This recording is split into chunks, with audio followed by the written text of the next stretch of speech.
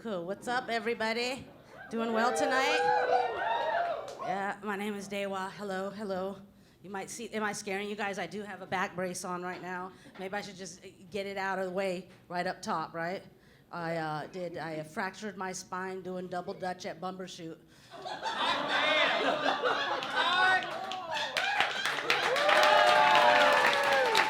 Thank you.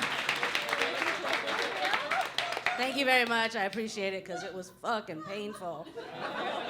Yeah, I did. It was hella painful. I went through once, so I did my set at Bumbershoot, and then I was like, there's nothing to do, so I just gotta go see shit, right? So I went around and saw shit, and then my friend was doing a demonstration of double dutch, right? She has a whole organization, and I was like, fuck yeah, I want to do double dutch because I love double dutch. I mean, I haven't done it in like 25 years, but in the heart, I loved it. And so they did it. Even one side was spun by a little girl, and the other one was by an older woman, and they were doing it. And I went in the first time. I have to hold myself back because I want to jump so bad. And I was jumping because that's how much I love double dutch. So I did it. I did it a few times, but I was there with some other comics, and they were all fucking around doing hula hoops while I was doing this. So I got out and I went around. I was like, hey, everybody, gather around. I'm about to fucking do some double dutch. And everybody did. They all turned around, everybody dropped their hula hoops, started looking at me, and somebody also started filming me. And then I was like, what's up? And then I did one jump, and I landed hella weird on my heel, and I felt it like go up my leg. It like made that sound that the cartoons make. It was like doo doo doo doo doo doo. I felt that. And then it went crunch, and I was like, fuck. Yeah, and I fell, according to my friend, like a sack of potatoes. I've been using that ever since. I was like, okay, I guess I don't know. I just never be throwing around potatoes, but I don't know. But yeah, I guess I felt like that, and then I couldn't move my legs, I couldn't sustain any weight, and so the EMTs figured they would just fucking grab me and carry me by my belt loops.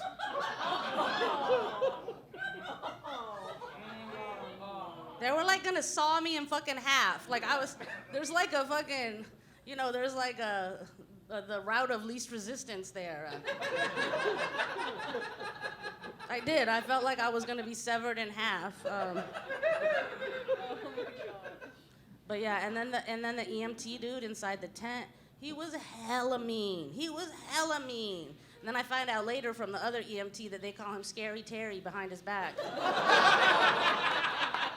I'm serious, they do. And so I was like, because he was like, what medications are you on? In the tent at the festival? No, I'm not gonna yell that out. I will not be yelling that out.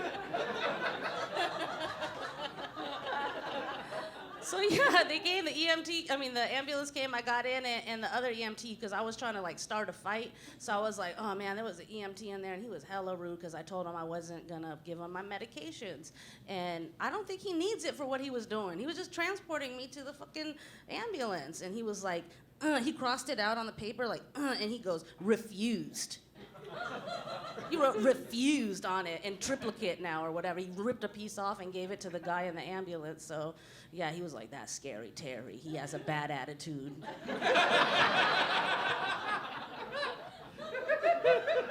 I was like, yes, I'll co-sign that. I will co-sign.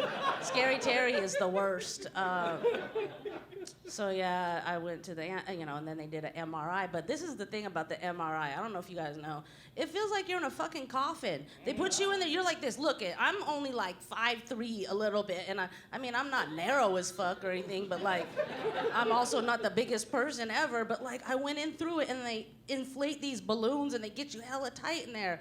And they said, squeeze this thing if you need to get out. I was squeezing it. I needed out. Because the top of it is only 8 inches from your face. Come on. I was like, maybe we don't need to see if my back's broken. Because I can't. But they were hella nice. They sent me I had to go to another hospital where they had a bigger MRI machine. It's like a big circle, not a fucking tiny ass hole that the fucking other hospital. Sorry, guys. I'm angry about it, but. They're too tiny.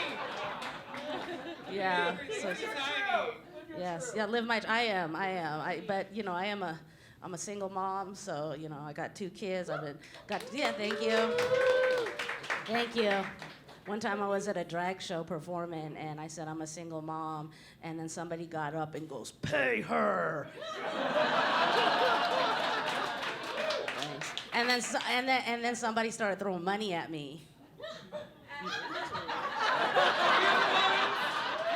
Just so you know, I'm accepting, you know, money thrown at me. It is kind of messed up, though. I feel like I was thinking of jokes I could tell about my back, but I was just thinking, you know, it's kind of hard out here being a single mom. You know, I gotta blow my own back out. Thank you.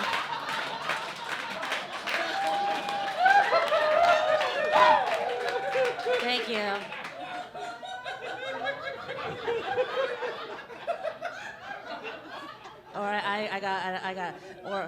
Now I got to figure out which one of my kids stepped on a crack.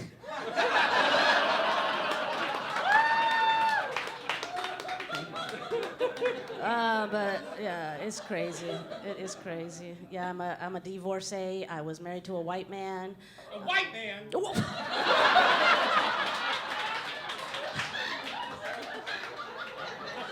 You sound like my mom.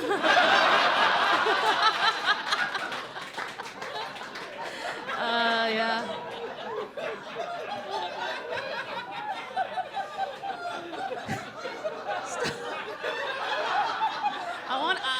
I married the white man because I wanted to see what all the hype was about, right? Turns out it's all hype, you know? Yeah, I mean, I know. I wasn't missing shit, you know? Daddy gave me it instead. It's way more fun. Yeah. Come on, let's talk afterwards, okay? Because it was pretty messed up, you know. It's also because I know I'll take some of the blame because I am a recovering people pleaser. Any other people recovering people pleasers? You know, and I could never speak up for myself, and So I just feel like I knew the moment it was over. Like we were walking our dog, and he took a shit, and my ex-husband, yes, no, not the dog took a shit. Both of them shat. No, and then our dog took a shit, and he picked it up barehanded. That's what. Yes. And then he would hook his hand like this so that he could talk to our neighbors. Yeah. And it's like I knew right then that I didn't love him, you know? I was like, this is over. But just me being me, I waited 15 years to tell him. I did. That is true. We were married for 18 years. Yeah, I waited 15. Yeah, I did. Yeah, you know. Did you bring it up during the divorce? No, because I had my part in it too. I was told, like, I grew up in the 80s, and we were really big on mooning, you know, like showing your ass bare. It's huge. I know you guys are, you know, younger out here. I haven't passed on the tradition like I thought I would, but my hands were tied. My ex-husband said I cannot moon. If we're gonna get married, there's no more mooning. And it's a little bit too much to ask, you know what I'm saying? It's a little bit too much to ask to say, no more mooning. And I agreed, and I said, unless my back's against the wall, though, right? I can moon. So yeah, that was part of it. I mooned, a lot. I started mooning a lot 18 years in, so I will bear the brunt of that. I'm not really sure if I got the light or not, because I got 2 orange on the left, 2 orange on the right, and 1 white in the middle. Okay, so I did get it. I was just trying to. I got hella lights. All right, let me leave you with this, okay? I got 2 kids. I got a daughter who's 16 and a son who's 11. And when he was younger, you know, this shouldn't be my job, but when he was younger, he came to me and said, he was like, "Mom, my foreskin is really, really, really stuck to the tip of my penis. And, you know, I don't know if that's normal or not normal." So I went and asked the pediatrician, and she told me what to do. And then I told him, I said, "Son, the doctor said that you need to play with your penis more." And then he went in his room, and I haven't seen him since. All right, that's my time. I'm Dewa Dorje. Thank you.